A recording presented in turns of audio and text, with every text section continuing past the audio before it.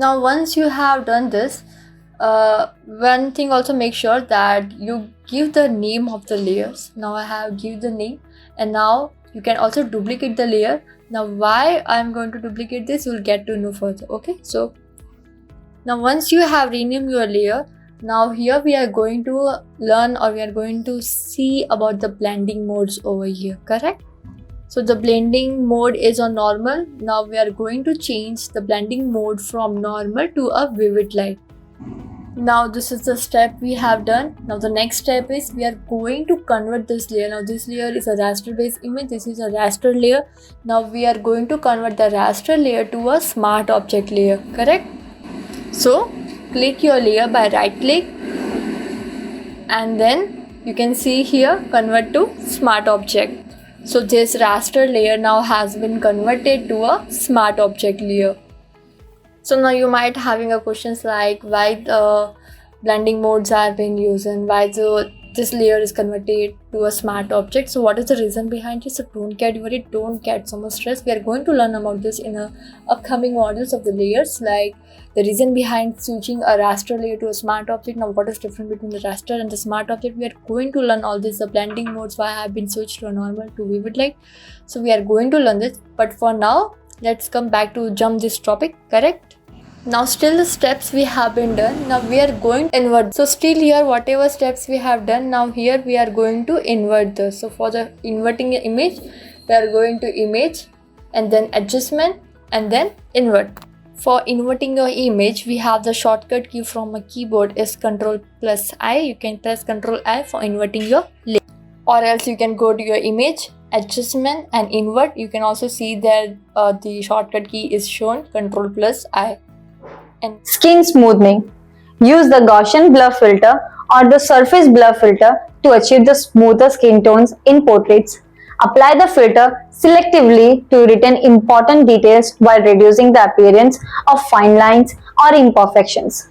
And now we are going to the filters, others and bypass. Increase your radius till you don't see that there is no red spot. Increase till that time. However, red spot you are going to see. Once you have done, hit press to the OK button. Once you have done this, go to filter, blur and then the Gaussian blur. Again the same process. Here also you can see the radius.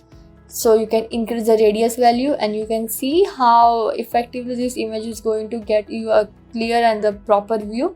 So increase the radius. Once you can see your image is very smooth and a clear vision, you can simply press the hit OK button.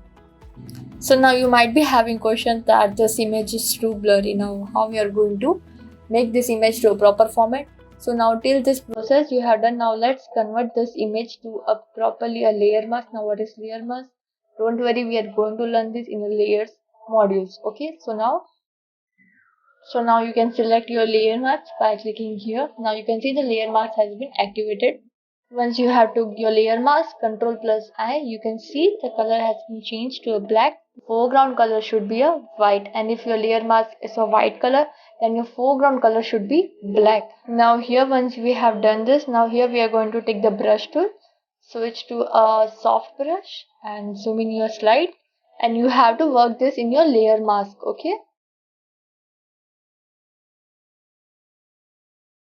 Now you can see we have done all those things. You can just see by pressing the I button here. You can see how the image was and now how is the image is.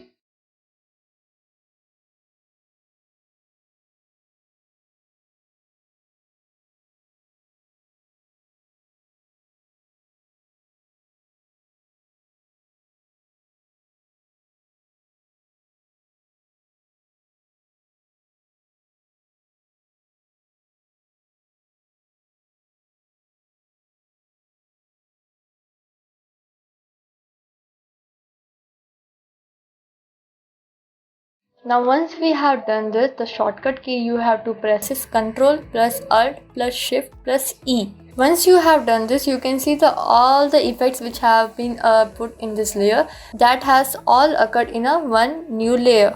Now again rename your layer by sharpen, because we are going to use your sharpening our image, correct? Once this has been done, Again, convert this raster layer to a smart object layer. Next step is go to filter option and then camera raw filter. And the shortcut key is Shift Ctrl plus A. Now you can see the screen appears on you. This screen is about the camera raw filter.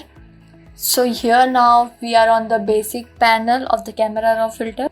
So first let's zoom in a image so you can see what changes we are going to do here. First here we are going to decrease the value of the clarity. So once you decrease the value of clarity, you can see your image is getting so smoothly, correct? You can also increase or decrease the DH, or decrease the vibrance of the image.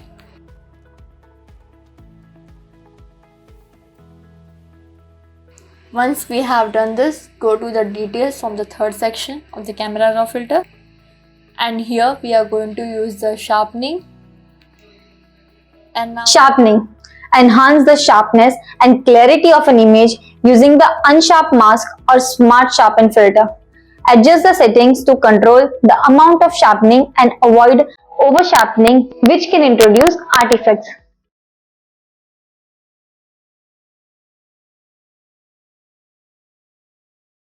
And now also here we are going to learn about the noise reduction. Noise reduction. Reduce noise and grain in an image using the noise reduction filter. Adjust the settings to balance noise reduction while preserving important details. We are going to see what the noise reduction is. Let's change the value, increase or decrease according to your image, how this looks like. Now here we have done the sharpening and the noise reduction. Now once you have done with this, press OK button. So you can see the before and after of this image, that how this image was, and now you can see this beautiful image on screen on you. Till here we have used a lot many things. Now here we are going to use the dodge tool and the burning tool. Dodging and burning. Dodge tool is used to lighten specific areas of an image and the burn tool to darken areas. This technique helps to add depth and emphasize certain parts of an image.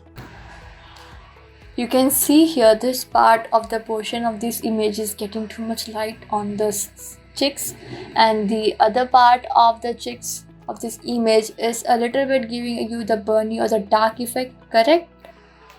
So basically for the light section, like a light portion of the image, so there we are going to use the burn tool to burn that image, and the dark portion of the dark side of this image, here we are going to use the dodge tool to give the light of the image. Not that one light, but yes, we are going to give a light to this image so that this image looks equally from the both the side. Before we start the dodge and the burn tool,